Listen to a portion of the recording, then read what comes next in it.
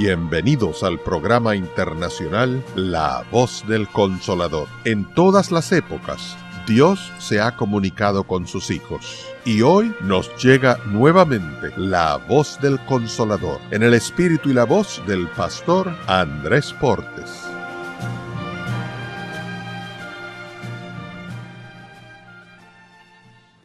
Hay un pensamiento en la palabra de Dios, en 1 de Juan capítulo 2, el versículo 1. 1 de Juan capítulo 2, versículo 1, dice lo siguiente: Hijitos míos, estas cosas os escribo para que no pequéis. Y si alguno hubiere pecado, abogado tenemos para con el Padre, a Jesucristo el justo. ¿Qué les parece si nos ponemos en pie y oramos?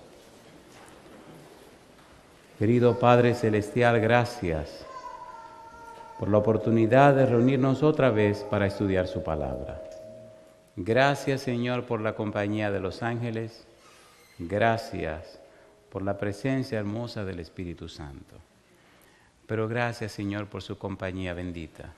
En esta hora agradecemos por la presencia de los amigos y amigas en nuestro medio, pero también por la compañía de los hermanos y hermanas, y así juntos adorarle en espíritu y en verdad. Gracias por aquellos y aquellas que nos siguen a través de la radio, la internet o la televisión. Querido Padre, que ellos y ellas también sean grandemente bendecidos en esta hora. Rogamos, Padre eterno, que el Espíritu Santo nos traiga palabra de vida para la vida eterna. Que no recibamos palabra de hombre, pero que recibamos la palabra de Jehová que vive y permanece para siempre. Señor, háblenos, prepárenos para escuchar su palabra, prepárenos para recibir su verdad y que esta verdad maravillosa cambie y transforme nuestra vida a imagen y semejanza de Jesús. En su mano santa nos entregamos, Señor, diríjanos. En el nombre de Jesús. Amén, Señor. Amén. Bien, durante la semana estamos trabajando con el título Hombro con hombro y corazón con corazón. Cuando hablamos del plan de salvación, entendemos que la salvación no es una doctrina, que la salvación es una persona, y la persona salvación se llama Jesucristo. Si usted tiene a Cristo, tiene la salvación. Si usted no tiene a Cristo, usted no tiene la salvación. Cuando el Señor Jesús iba a visitar Jericó, había un señor pequeñito que quería conocer a Jesús, y su afán era, según Lucas 19:3, quería saber quién era Jesús. Después que Zaqueo se dio cuenta que no podía encontrarse con Jesús porque la multitud era demasiado y no lo dejaban llegar hasta él, se sube a un árbol y curiosamente Cristo viene a ese árbol, llama a Zaqueo por su nombre y le dice que ese día, esa noche, tenía que pasarla en la casa de Zaqueo. Cuando Jesús llega a la casa de Zaqueo, Zaqueo en medio de la cena da un discurso. Lo curioso es que en el discurso, Zaqueo, que es el jefe de los publicanos, el jefe de los ladrones, los cobradores de impuestos, en su discurso dice que la mitad de sus bienes la dará a los pobres. Si es verdad que usted conoce a Jesús, si es verdad que Jesús llegó a su casa y a su vida, entonces se nota un cambio, una transformación en su vida. Se le llama arrepentimiento. Es un cambio de la mente. Se le llama conversión. Es un nuevo estilo de vida. Se llama la experiencia de la salvación. En el discurso, Zaqueo dice que la mitad de sus bienes da a los pobres y que si alguno hubiera defraudado, le daría 4 veces más. Entonces, el Señor Jesús hace una declaración interesante. Jesús dice: hoy ha venido la salvación a esta casa. La pregunta es, ¿quién estaba en la casa de Zaqueo? La respuesta, Cristo Jesús. ¿Quién es la salvación? Cristo Jesús. Por eso, cuando entendemos el ministerio de Jesús o la obra de Jesús, comprendemos que Jesús es la salvación. En Juan capítulo 14, versículo 6, Jesús dice: yo soy el camino y la verdad y la vida. Nadie viene al Padre si no es por mí. Jesús es el camino, la verdad y la vida. La clave entonces, en la experiencia cristiana, es saber quién es Jesús. Cuando entendemos quién es Jesús y cuando vivimos en comunión con Jesús y cuando, como decíamos ayer en San Juan 17:3, conocemos al Padre y conocemos a Jesús, la gente notará que algo curioso está pasando en nuestra vida. Usted no puede ser la misma persona después que se encuentra con Jesús. Usted no puede ser la misma persona después que conoce a Jesús. Usted no puede ser la misma persona después que tiene una relación estrecha con Jesús. Cuando María Magdalena y Jesús se encontraron, ella tenía 7 demonios. Y María entendió una cosa: mientras estaba cerca de Jesús, los demonios no la podían molestar. Pero cuando se separaba o se retiraba de Jesús, los demonios volvían a las andanzas. La clave, ella entendió, era estar siempre cerca de Jesús. La clave es Jesús. En el versículo 1 del capítulo 2 de Primera de Juan dice: hijitos míos, estas cosas os escribo para que no pequéis. Mas, si alguno hubiere pecado, abogado tenemos para con el Padre, a Jesucristo el justo. La palabra abogado que aparece ahí es la palabra paracleto. Curiosamente, es la misma palabra que aparece en San Juan capítulo 14, versículo 16, cuando Cristo dice: os enviaré otro paracleto, os enviaré otro consolador. Si Cristo dice que enviaré a otro consolador, otro paracleto, y si Juan dice que Cristo es el paracleto, el consolador, entonces tenemos una gran bendición. Número 1, desde Génesis, Dios aparece como un consolador, alguien que viene para estar con nosotros. Si usted lee su Biblia en el libro de Éxodo capítulo 3, versículo 15, mire lo que significa el nombre de Jehová. Leamos. Éxodo capítulo 3, versículo 15. Dios habla con Moisés. Dios le dice a Moisés que viene para liberar a su pueblo de la esclavitud. Y en el versículo 15 aparece una declaración interesante. La declaración aparece por la pregunta que Moisés le hace. Moisés le preguntó: oye, pero ¿y si me preguntan cuál es tu nombre? En el versículo número 13, ¿qué le digo a la gente?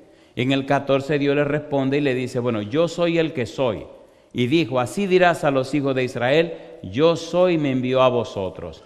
Y le dice Dios en el versículo 15: además dijo Dios a Moisés: así dirás a los hijos de Israel: Jehová, el Dios de vuestros padres, el Dios de Abraham, Dios de Isaac y Dios de Jacob, me ha enviado a vosotros. Y dice Dios: este es mi nombre para siempre. Con él se me recordará por todos los siglos. ¿Por cuánto tiempo se le recordará? ¿Qué significa Jehová? ¿Cuál es el valor de la palabra Jehová? ¿Por qué dice: con él se me recordará para siempre? Con él se me recordará por todos los siglos. En realidad, cuando usted mira el nombre Jehová, solo encuentra 4 consonantes que no se pueden pronunciar. JHWH. Los judíos le pusieron una A y una E y diría Yahweh. Y los masoretas le pusieron una E, una O y una A que dice Jehová. Cuando los judíos llegaban a ese nombre, el tetragramaton, esas 4 consonantes, solamente decían la palabra Adonai, que significa Señor. Sin embargo, ¿qué es lo que está en la mente de Dios cuando le habla a Moisés? ¿Qué es lo que Dios dice con yo soy el que soy, yo soy el Dios siempre presente? Dios nos está diciendo en la última frase el valor del nombre. Con este nombre se me recordará para siempre. La idea es que donde quiera que usted esté, no importa lo que esté haciendo, no importa dónde llegue, usted siempre debe conducirse sabiendo que Dios está presente. ¿Se entiende o no se entiende? ¿Se entiende o no se entiende? De modo que la idea de yo siempre estoy presente nos dice: yo siempre estoy contigo, yo siempre estoy a tu lado, yo siempre te acompaño. No hay ningún lugar, ninguna circunstancia donde Dios no puede estar con sus hijos. Cuando Adán y Eva pecaron, Dios vino para estar con Adán y Eva. Cuando Pablo perseguía a la iglesia, Cristo vino para encontrarse con Pablo. Y una de las cosas que el enemigo no quiere que la gente entienda es que Dios siempre está con sus hijos. No importan las circunstancias. Si usted analiza y entiende lo que es la voluntad de Dios, comprenderá lo siguiente. Cuando hablamos de la voluntad de Dios, tenemos que comprender dos cosas. Ponga cuidado a esto. Primero, hay una voluntad de Dios de derecho, la voluntad de Dios por derecho. Y hay una voluntad de Dios de hecho. Yo pregunto, Génesis 1:31, ¿qué dice? Y vio Dios que todo lo que había hecho era ¿cómo? Bueno en gran manera. ¿Salió todo lo bueno en gran manera de las manos de Dios? ¿Creó Dios a los seres humanos y a los ángeles con voluntad libre de tomar decisiones?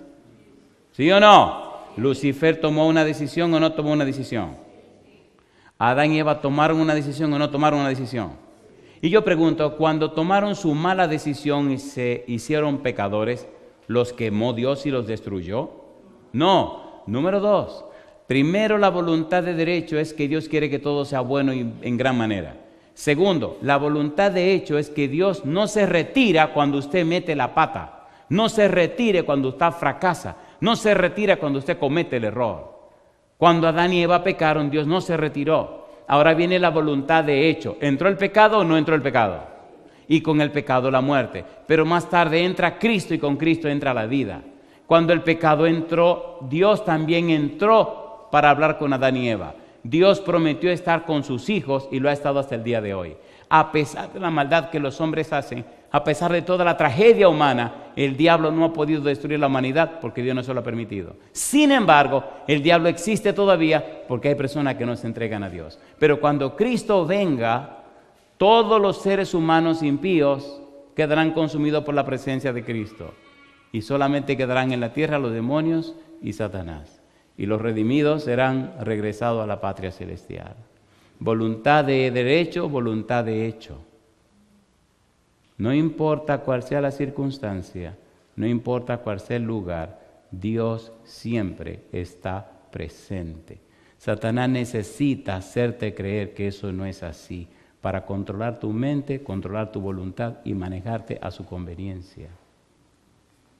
Tenemos un mundo de gente manejados por los espíritus del mal. Quieren creer, pero no pueden creer. Su voluntad está siendo manejada y dominada por los espíritus del mal. Ahora Cristo viene a la tierra y viene como el Consolador. San Juan nos dice, hijitos, estas cosas os escribo para que no pequéis, y si alguno hubiere pecado, abogado, Paracleto, Consolador tenemos para con el Padre, a Jesucristo el justo. Cuando estudiamos la Biblia encontramos que el Espíritu Santo está íntimamente ligado a Jesús en su obra de Consolador. Isaías capítulo 11, versículo 1. Vamos rapidito. Vamos a ver cómo todo esto se explica y se relaciona. Cristo el Consolador, Cristo nuestro abogado, Cristo nuestro intercesor, Cristo el que murió por nosotros. Isaías capítulo 11, versículo 1 y versículo 2. Dice el versículo 1, saldrá una vara del tronco de Isaí y un vástago retoñará de sus raíces. ¿Y qué dice ahora? Y reposará sobre él el espíritu de Jehová, espíritu de sabiduría y de inteligencia, espíritu de consejo y de poder, espíritu de conocimiento y de temor de Jehová. Una pregunta, ¿viene Cristo de la descendencia de Isaí, el papá de David? ¿Sí o no? Sí, San Mateo dice que sí, que Cristo viene, San Mateo 1:1, viene de Abraham y viene de David. Por tal razón, Cristo es verdaderamente judío y Cristo tiene derecho al trono. Isaías nos está diciendo, el Mesías viene de la familia de Isaí, el Mesías viene de la familia de David, pero en el Mesías reposará el Espíritu de Dios y se distinguirá en él, número 1, espíritu de sabiduría y de conocimiento, espíritu de consejo y espíritu de poder, espíritu de conocimiento y espíritu de temor de Jehová. En otras palabras, Isaías nos está diciendo, la vida del Mesías estará envuelta en el Espíritu Santo. La vida del Mesías estará llena, impregnada del Espíritu de Dios. La vida del Mesías estará guiada y conducida por el Espíritu Santo. Capítulo 42. Isaías 42, versículo número 1. Mire lo que dice acerca del Mesías. ¿Por qué es importante esto? Cristo es nuestro ejemplo y modelo. Dice el verso 1, he aquí mi siervo, yo le sostendré, mi escogido, en quien mi alma tiene contentamiento. He puesto sobre él, ¿qué dice Isaías? He puesto sobre él mi espíritu, él traerá justicia a las naciones. Y entonces, ahora nos dice cuál será la misión del Mesías. Ese Mesías lleno del Espíritu Santo, versículo número 2, no gritará ni alzará su voz, ni la hará oír en las calles. No quebrará la caña cascada, ni apagará el pábilo que humeare.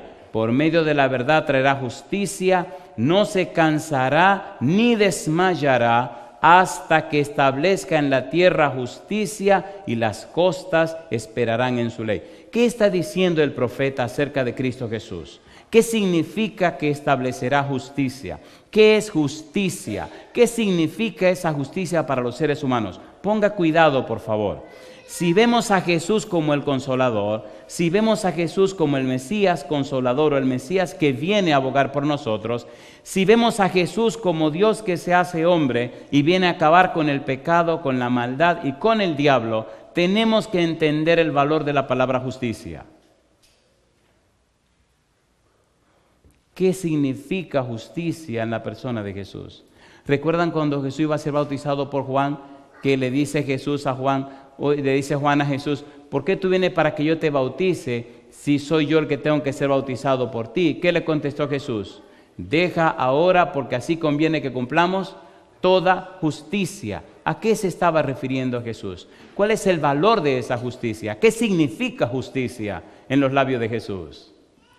En el pensamiento de Dios, la palabra justicia es clave.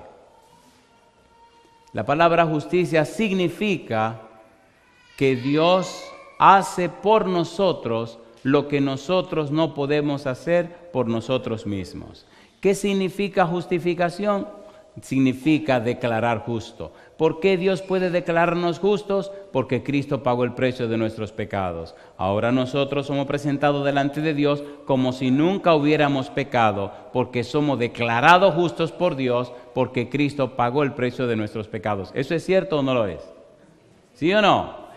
Hay una comparación que me gusta hacer, y es que en el mundo nuestro, cuando vamos a los tribunales, se habla de que se instaura, se establece y se practica la justicia, ¿sí o no? Y cuando usted mira el emblema, la imagen de la justicia griega, lo que usted encuentra es a una mujer que tiene los ojos vendados, con una espada en la mano derecha y una balanza en la mano izquierda. ¿Eso es lo que ven, sí o no?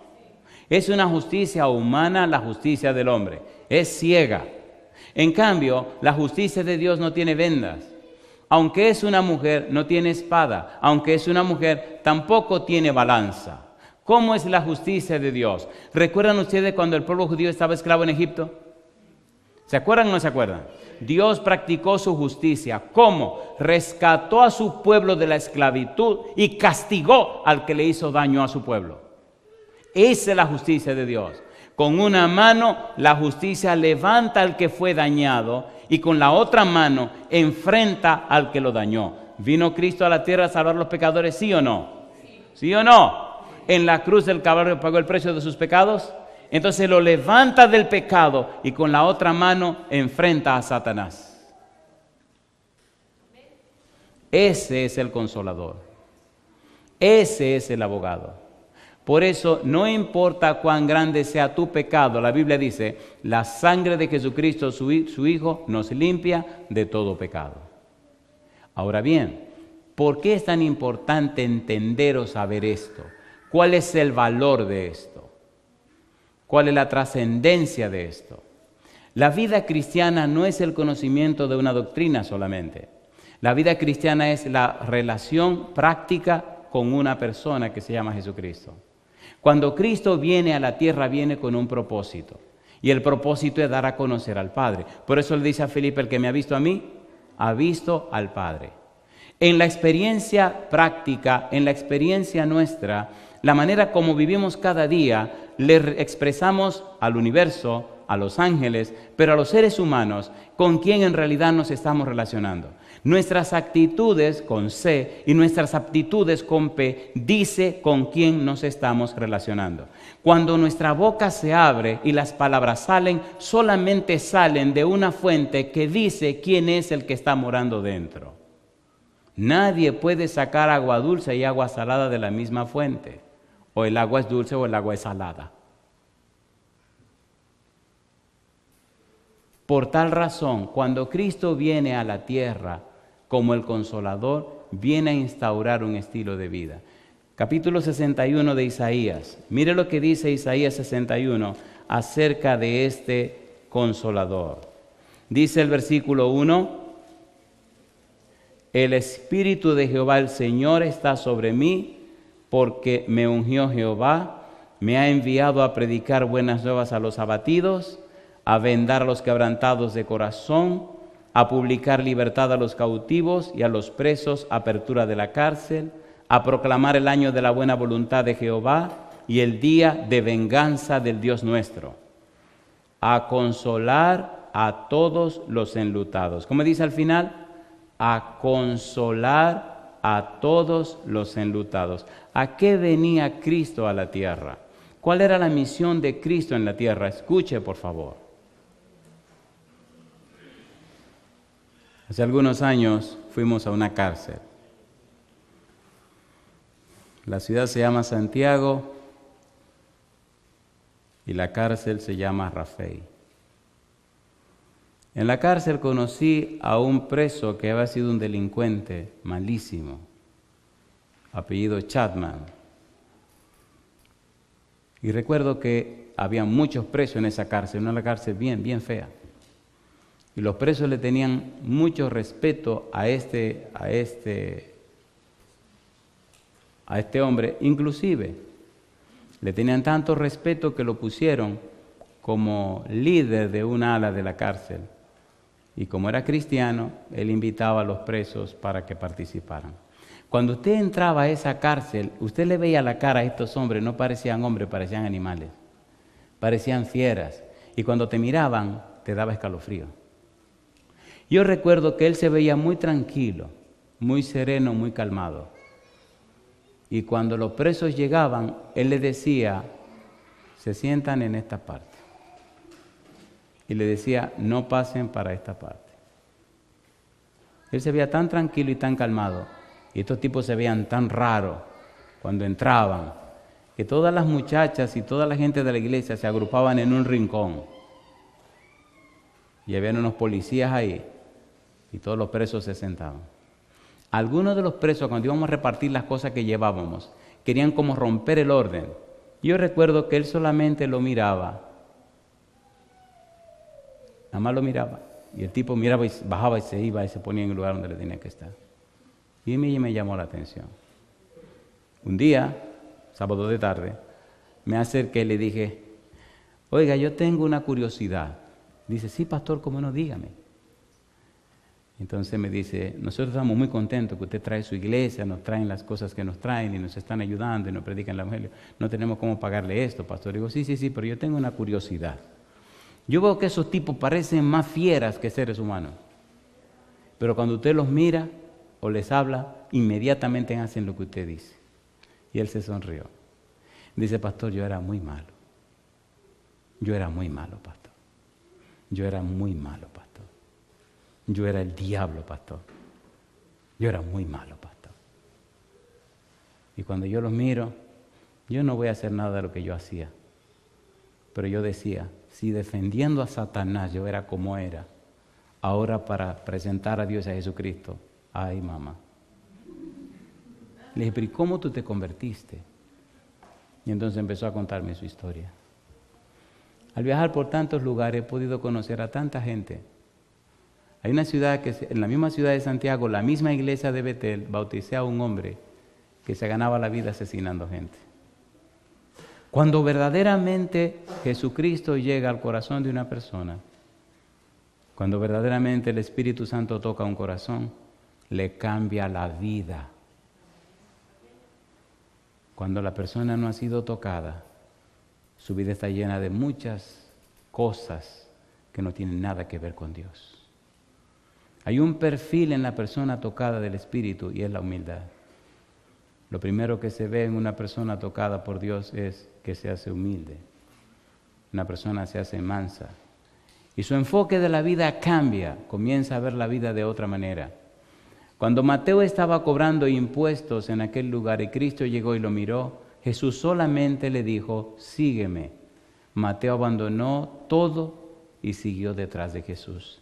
Ese Mateo cobrador de impuestos, ese Mateo publicano, ese Mateo ladrón, en un instante se convirtió en un discípulo de Jesús, en un apóstol de Jesús, y ahora le llamamos San Mateo.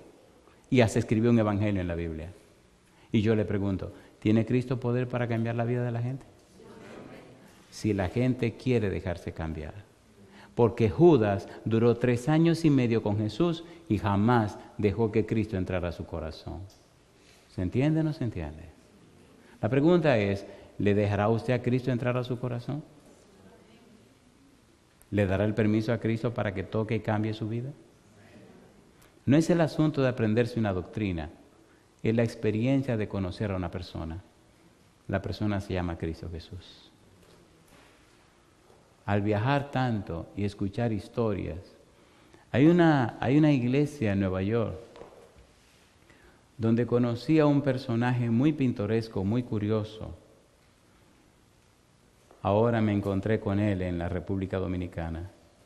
Había construido una iglesia y ahora es un laico, un misionero de tiempo completo. Pero cuando lo conocí, era una persona, un delincuente, bregaba con drogas y era un caso perdido. Su hijo estaba enfermo de leucemia. Y recuerdo que él llorando me decía, le he dicho a Dios que si sana a mi hijo, le entrego mi corazón. Le he dicho a Dios que rescate a mi hijo.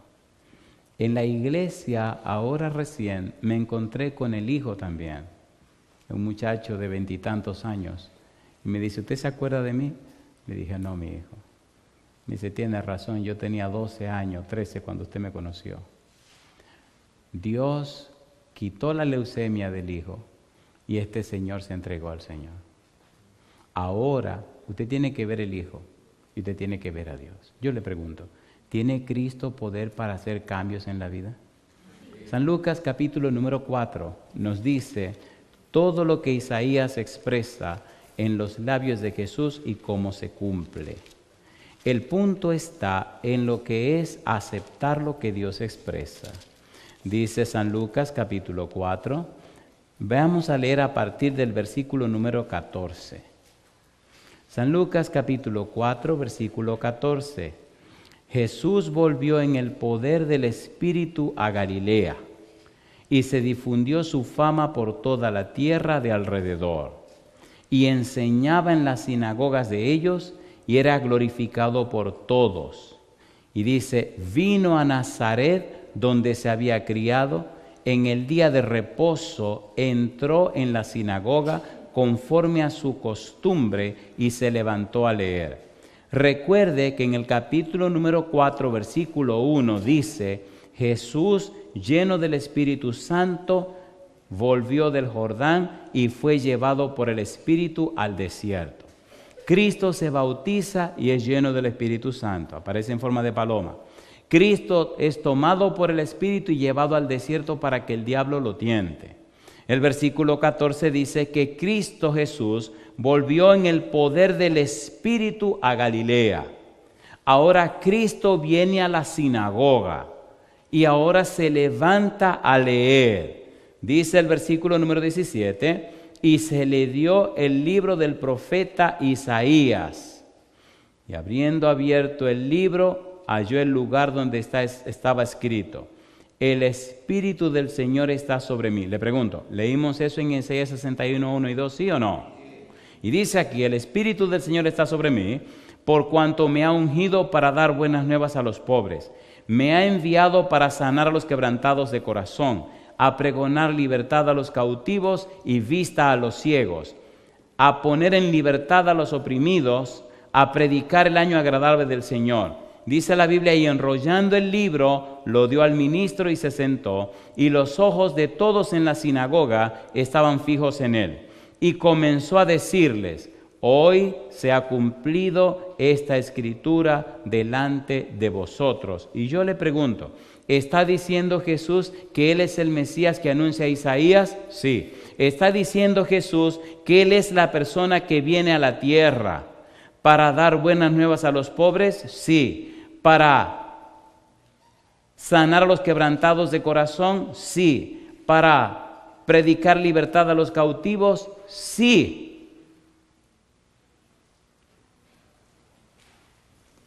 Hay una iglesia en la República Dominicana que está en un sector que se llama Cristo Rey. Cuando era apenas un adolescente, empezamos una campaña evangelística en esa iglesia.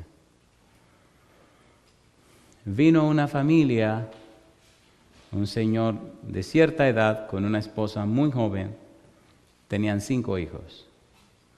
Vinieron el primer fin de semana, vinieron el viernes, vinieron el sábado. El domingo no vinieron. Y el lunes, en la tarde, fuimos a visitarlo. En ese tiempo las campañas que dábamos eran más de una semana, eran 2 semanas, a veces hasta 3 semanas. Al fin de semana siguiente, el sábado en la tarde, volvimos a visitarlo.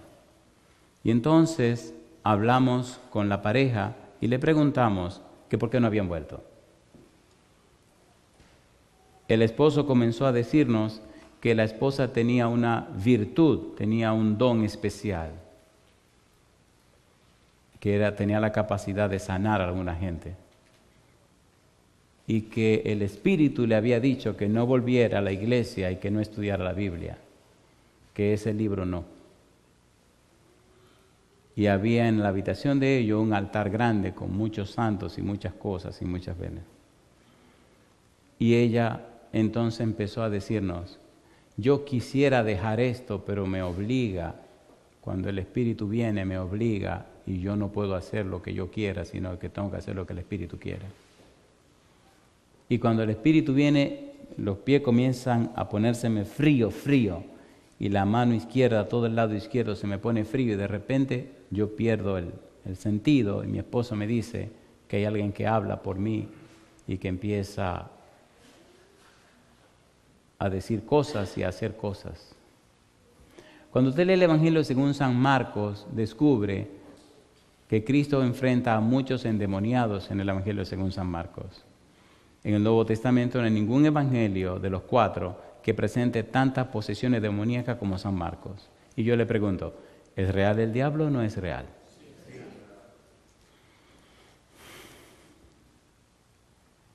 Era de tarde y estaba para anochecer.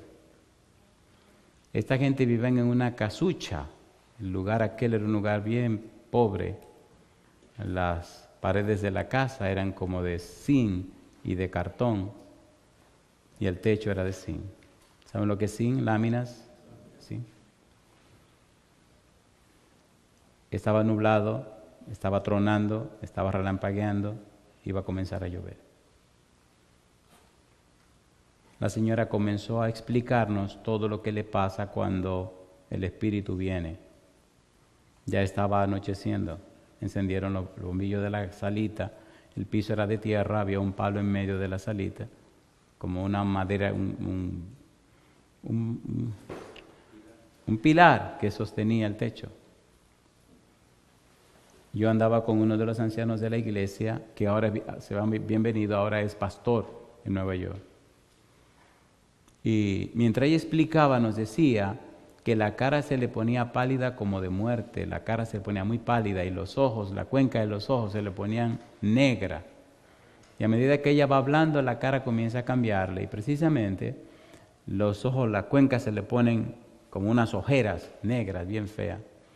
Y comienza a cambiarse rara.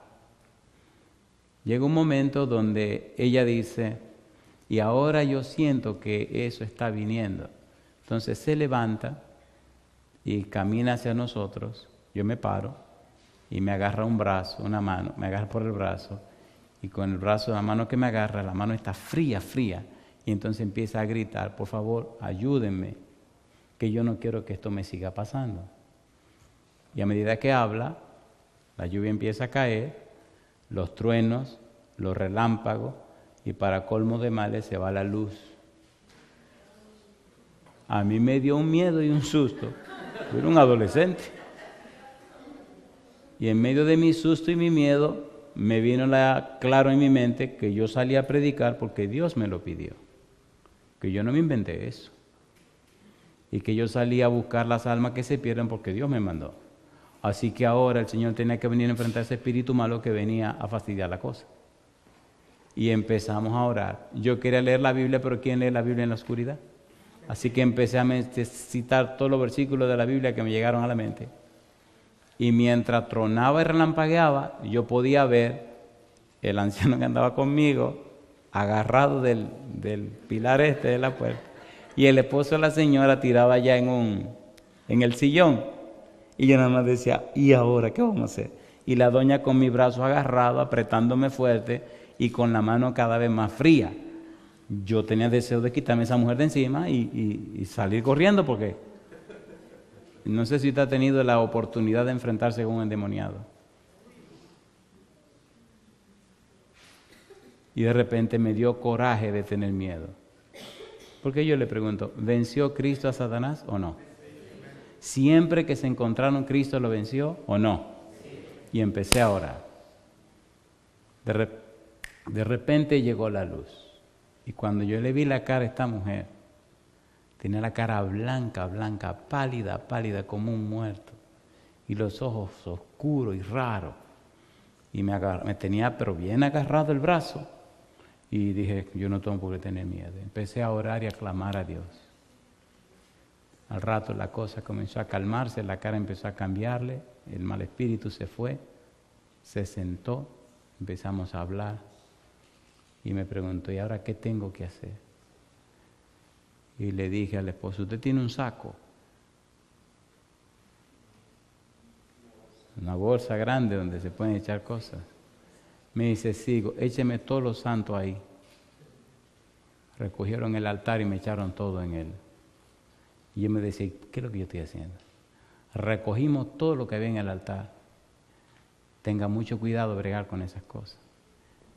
Oramos con la familia y nos fuimos. El día siguiente estaban en la iglesia. El día siguiente estaban en la iglesia. La semana entera ahí estaban. Al final de la semana se bautizó el esposo, se bautizó la esposa y varios de los hijos grandes se bautizaron también.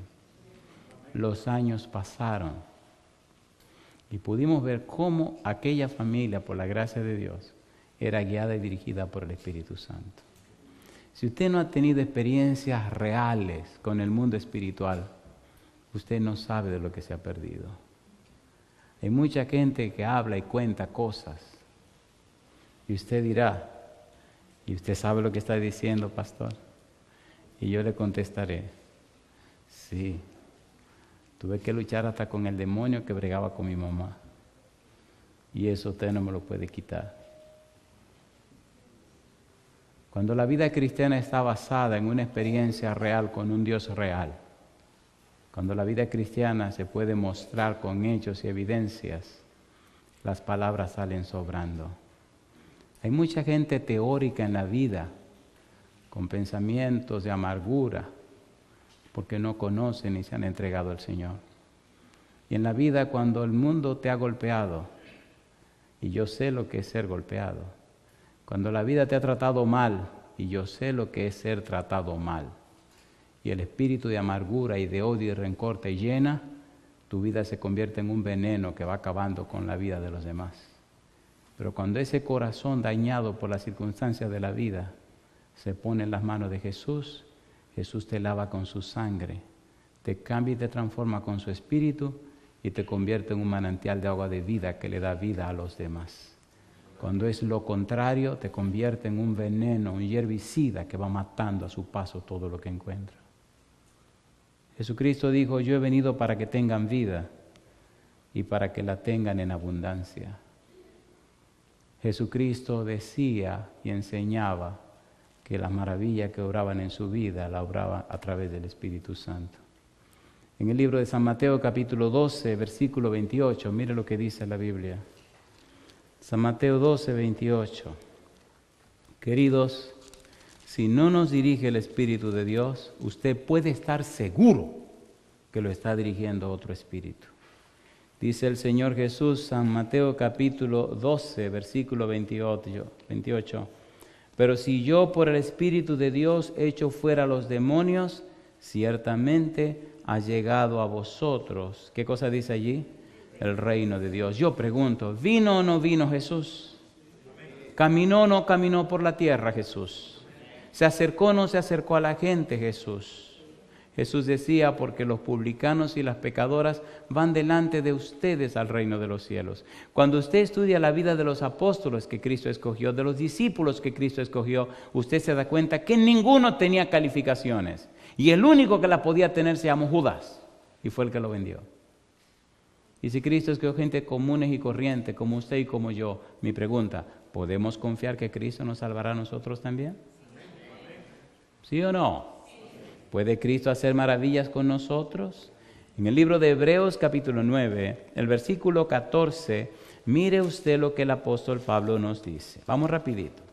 Hebreos capítulo 9, versículo número 14. Si usted está aquí hoy, es porque Dios tiene planes con usted. Si usted vino aquí hoy, es porque usted es una persona importante, muy importante, a quien Dios está llamando para algo grande. ¿Cómo dice el versículo 14? ¿Cuánto más? ¿Qué se dice Hebreos 9:14? ¿Cuánto más la sangre de Cristo? ¿Qué dice ahora? El cual, mediante el Espíritu Eterno, se ofreció a sí mismo sin mancha a Dios. ¿Qué dice ahora? Limpiará vuestras conciencias de obras muertas para que sirváis, ¿a quién dice? Al Dios vivo. Yo le pregunto, ¿le gustaría a usted recibir el Espíritu de Cristo para que le cambie, le transforme y servirle al Dios vivo? ¿Le gustaría entregarse al Señor Jesús y darle la oportunidad de que empiece a vivir su vida en la vida suya? ¿Por qué y para qué vino Cristo a la tierra? Capítulo 10, versículo 5. Mire cómo lo dice Pablo. Hebreos 10:5. Por lo cual, entrando en el mundo, dice, sacrificio y ofrenda no quisiste, mas me preparaste cuerpo. Holocausto y expiaciones por el pecado no te agradaron. Entonces dije, he aquí que vengo, oh Dios, para hacer tu voluntad. Como en el rollo del libro está escrito de mí, diciendo primero, sacrificio y ofrenda y holocausto y expiaciones por el pecado no quisiste, ni te agradaron, las cuales cosas se ofrecen según la ley. Y diciendo luego, he aquí que vengo, oh Dios, para hacer tu voluntad, quítalo primero para establecer esto último. En esa voluntad somos santificados mediante la ofrenda del cuerpo de Jesucristo, hecha una vez para siempre. Yo pregunto, ¿ofrendó Cristo su cuerpo y su vida por amor a ti y amor a mí? ¿Sí o no? ¿Conquistó Cristo otra vez la tierra con su sacrificio en la cruz? ¿Sí o no? ¿Vino Cristo para estar con los pecadores? Sí. Cristo dijo, y aquí yo estoy con vosotros todos los días hasta el fin del mundo. El Padre dijo, con este nombre se me recordará para siempre. El Espíritu Santo viene para estar con nosotros todos los días. Así que tanto el Padre como el Hijo y el Espíritu Santo están con nosotros para siempre. Cristo, estorbado por su naturaleza humana, asciende al cielo para interceder en nuestro favor delante del Padre, pero el Espíritu Santo, el otro Consolador, viene para acompañarnos. En el Espíritu Santo, entonces Cristo está con nosotros y el Padre Celestial nos acompaña. La pregunta es, si sabemos y entendemos lo que la Biblia dice, ¿por qué no llenarnos más de la Biblia? ¿Por qué no creerle más a Dios? ¿Por qué desconfiar tanto de las promesas de Dios? ¿Por qué no creer en las promesas que Dios estableció? ¿Cuál es la razón por la que vivimos vidas tan pobres? ¿Por qué esta vida cristiana es tan dejada? ¿Por qué esta vida cristiana es tan flaca? ¿Por qué esta vida cristiana basada en tantas palabras y no en hechos o evidencias? ¿Y por qué tanta gente desahuciada en un mundo lleno de pecado y de maldad, donde se dice o se supone que hay tantos cristianos? ¿Qué está pasando con el cristianismo? Tuve una conversación con un demonio que dominaba a mi mamá. Y me da una pena y un dolor cuando veo tanta gente confundida y dominada por espíritus del mal y no saben que están siendo dominados por espíritus del mal. Y el demonio me decía, ella es mía y por tu culpa, maldito, no me la he podido llevar. Y recuerdo que le contesté, ella no es tuya porque los demonios ni paren ni tienen hijos, las personas son del Señor.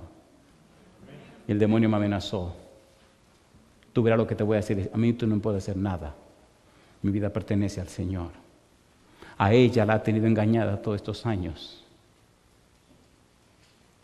Le rompió el fémur, le rompió la 9ª costilla y la maltrató. Y ahora amenazaba con quitarle la vida. Este cristianismo barato, este cristianismo que se ve con tanta frecuencia, no hace posible que la gente entienda la verdad del poder de Cristo. Y recuerdo que cuando el demonio se fue, mi mamá me preguntó, ¿qué pasó? Y dije, no te preocupes, mamá. Le recetaron un medicamento y le dañó el hígado. Con el hígado dañado porque se la quería llevar. Con el hígado dañado. Un día llegué a la casa, le creó una pérdida de la memoria. No recordaba nada. Fui donde una señora que se llama Cucha, de una tienda que se llama Pronatura. Le dije, Cucha, mi mamá tiene la mente muy débil, no se preocupe. Me recetó unos asuntos, lo compré y lo llevé. ¿Sabe lo que hacía la señora? Tomaba la pastilla y se la ponía debajo de la lengua. Se tomaba el agua, el jugo. Cuando mi hermana se iba, se sacaba la pastilla y le echaba debajo de la cama. Un día estoy en la casa orando y le digo, pero Dios, ¿por qué mamá no cambia? Me dice, ve a la casa y mira debajo de la cama. Salí corriendo para mi casa, la casa de mi mamá. Dije, Carmen, ¿tú le estás dando la pastilla, mamá? Sí, Andrés, pero no hay ninguna reacción. Digo, vamos a ver debajo de la cama. Cuando miramos debajo de la cama y estaban las pastillas, como 15 o 20 pastillas.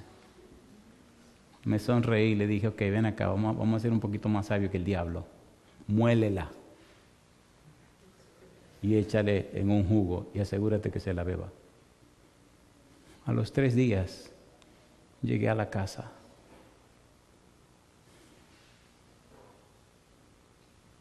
Y cuando ella me vio, dice, ay Andrés, pero hacía mucho que tú no venías por aquí. Y yo iba todos los días 2 y 3 veces al día. Digo, sí mamá, es el trabajo. Pero ven, siéntate aquí conmigo. ¿Y qué era lo que pasaba? Me dice ella. Digo, ¿cómo así mamá? Dice, yo me sentía como un hoyo oscuro, muy oscuro. Quería salir, no podía salir. Qué difícil es eso, sentirse así, como un hoyo oscuro, todo miraba y no había luz por ninguna parte. Dice, por ahora no, ahora veo todo claro.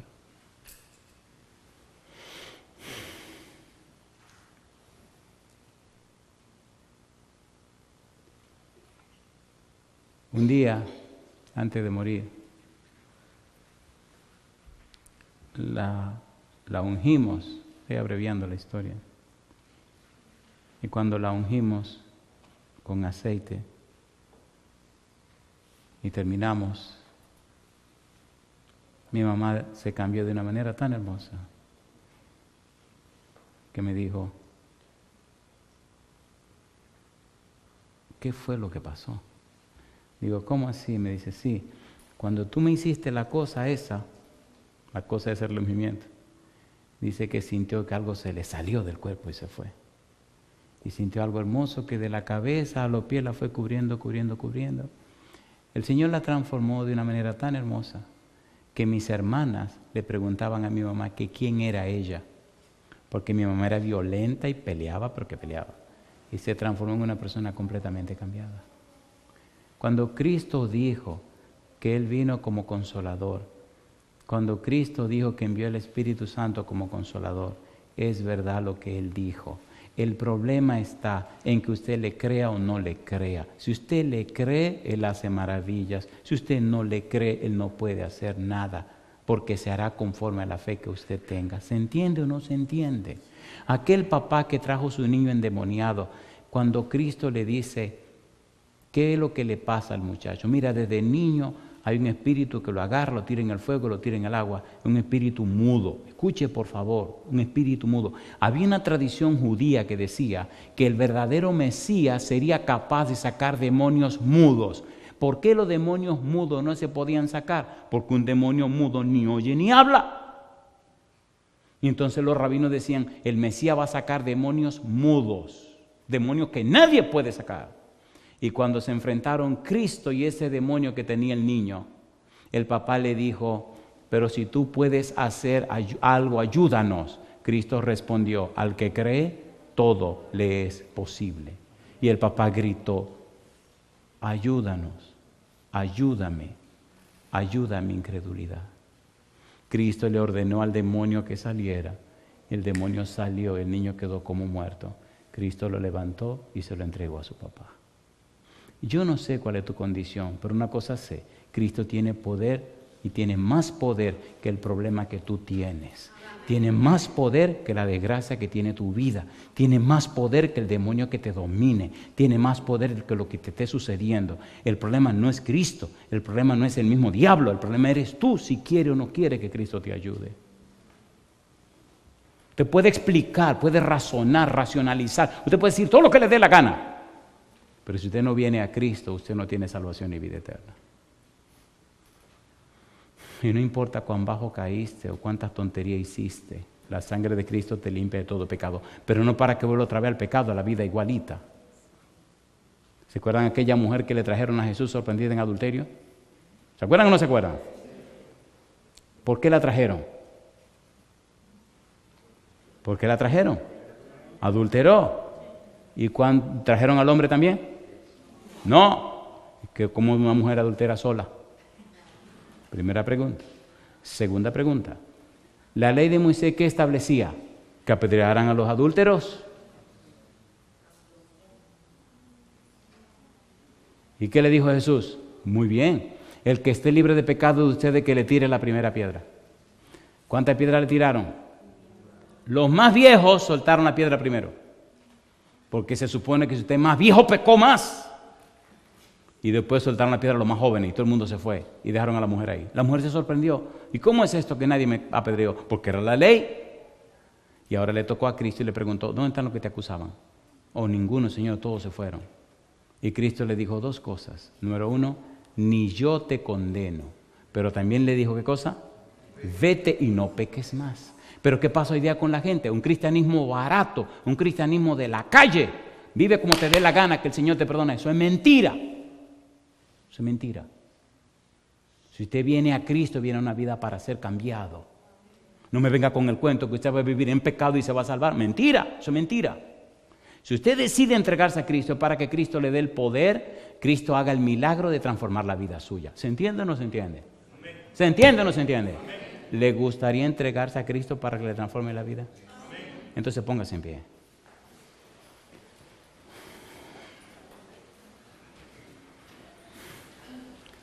He visto, he oído y me han contado maravillas de cómo Dios ha cambiado vidas y corazones. Un día un piloto ahí en España venía llegando a su casa. Un tipo joven, con dinero, un profesional, un piloto, pero con la vida vacía, el corazón vacío. Y él contó que alguien se le acercó y le regaló un CD en la calle. Y él se rió, qué ocurrente. Y tomó el CD y se lo llevó. Pasaron algunos días y el CD ahí. Y un día llegó y por curiosidad tomó el CD y lo puso para oírlo.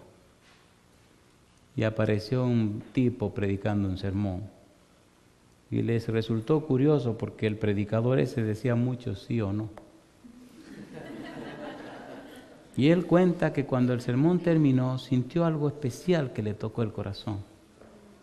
Entonces fue a la página de internet que estaba en el CD y empezó a escuchar sermones. Y se le ocurrió copiar sermones también para regalar. En la reunión donde me contaron que conocieron a este caballero, había mucha gente que ya eran miembros de nuestra iglesia bautizados y él se estaba preparando para ser bautizado. Yo le pregunto, ¿quiere usted creer en el Señor para permitirle que haga los milagros necesarios en su vida? ¿Se atreve usted hoy a tomar la decisión de entregarle su vida al Señor? Entonces levante la mano conmigo.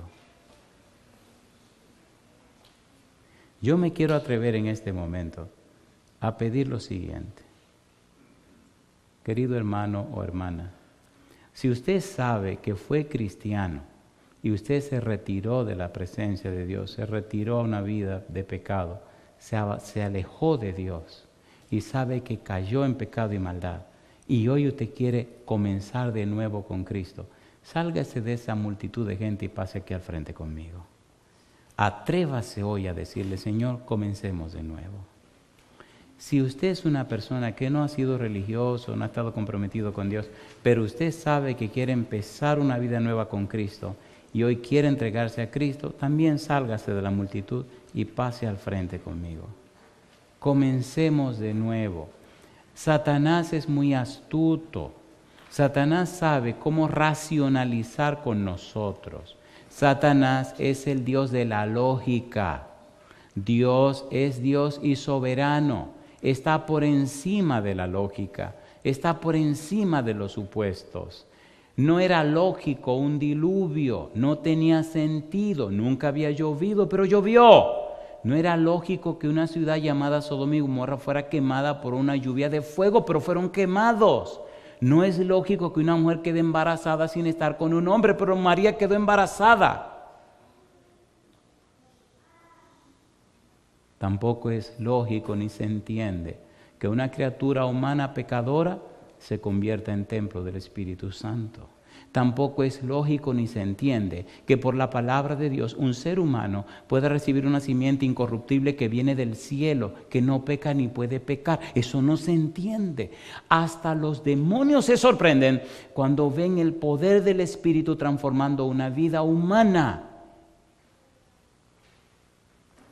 Cristo expresó a Jairo cuando su niña se murió: no temas, cree solamente. Cuando llegaron a la casa, Cristo resucitó a la niña. Querido, querida, no hay nada en tu vida que Cristo no pueda resolver, pero necesita creer en Él. Si tú le crees, levanta la mano y oremos. Dios eterno, levantamos las manos. Señor, reconociendo nuestra bajeza y nuestra fragilidad. Señor, usted sabe de dónde venimos y dónde estamos. Usted sabe, Dios, que en nosotros no hay ninguna cosa que nos recomiende delante de usted. Dios, usted sabe lo torpe que nosotros somos. Dios, usted sabe todo. Pero venimos ante el trono, ante su altar, para hallar gracia en el oportuno socorro. Padre querido, venga a nuestra vida en esta hora. Señor, rompa estas cadenas que el diablo ha puesto sobre nosotros. Señor, limpie de nuestra mente el poder del enemigo. Sáquenos de esta cárcel de ideas y opiniones, conceptos y preconceptos, juicios y prejuicios y todas estas cosas raras que nos atrapan y nos hacen esclavos y no nos dejan ser libres. Venga Dios con su Espíritu a nuestra vida y transfórmenos. Sáquenos de la oscuridad y tráiganos a la luz, Señor. Reprenda todo espíritu de mal que nos esclaviza, que nos tortura, que nos maltrata, que hace de nuestro hogar una maldición y de nuestra relación con los demás una tragedia. Dios querido, escuche nuestra oración y nuestra plegaria y nuestro ruego. Que esta no sea una semana más. Que esto no sea un picnic o una vacación, Señor. Que esto se convierta en un aposento alto donde usted se revele y se manifieste. Hay personas en el Valle de la Decisión que en esta semana sellen su decisión con Cristo Jesús. Que en esta semana se cambien de seres humanos a hijos e hijas del Dios Altísimo. Que en esta semana sus nombres sean registrados en el libro de la vida. Que en esta semana sus cuerpos se conviertan en templos del Espíritu Santo. Que en esta semana comiencen una experiencia gloriosa y se conviertan en embajadores del reino de los cielos. Padre, en sus manos nos entregamos. Perdone Dios nuestras faltas y pecados. Perdónenos, Señor. Tenga misericordia con nosotros. Se lo pedimos en el nombre de Jesús.